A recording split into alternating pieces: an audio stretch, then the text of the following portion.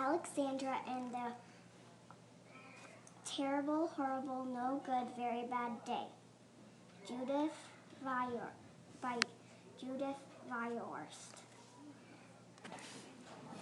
I went to sleep with gum in my mouth, and now there's gum in my hair.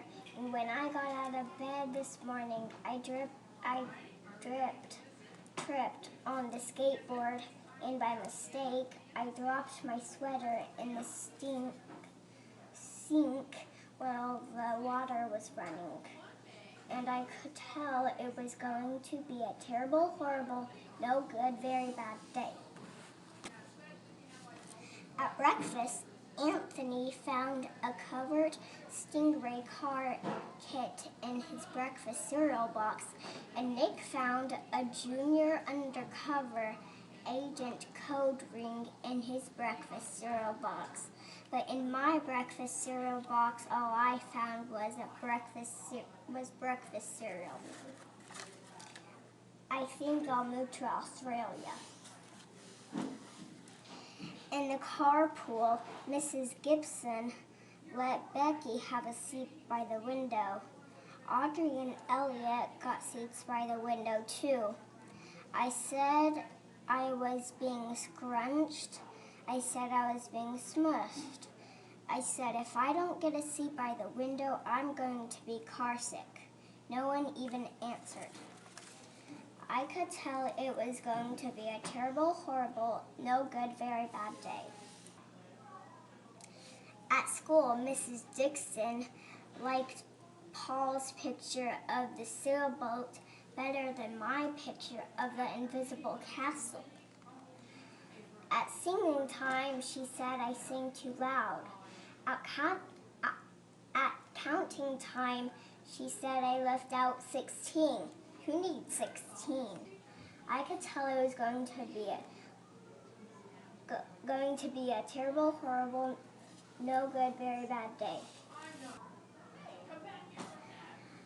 I could tell because Paul said I wasn't his best friend anymore. He said that Philip Parker was his best friend and that Albert Moyo was his next best friend, and that I was only his third best friend. I hope you sit on a tack, I said to Paul. I hope the next time you get a double-decker strawberry ice cream cone, the ice cream part falls off the cone part and lands in Australia. There were 2 cupcakes in Philip Parker's lunch bag, and Albert got a Hershey bar with almonds, and Paul's mother gave him a piece of jelly roll that had little coconut sprinkles on the top. Guess whose mother forgot to put in dessert? It was a terrible, horrible, no good, very bad day. That's what it was, because after school, my mom took us all to the dentist, and Dr. Fields found a cavity just in me. Come back next week, and I'll fix it, said Dr. Fields. Next week, I said, I'm going to Australia.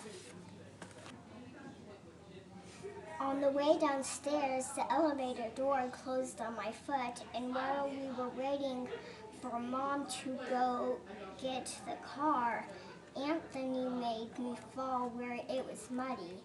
And then when I started crying because of the mud, Nick said I was a crybaby.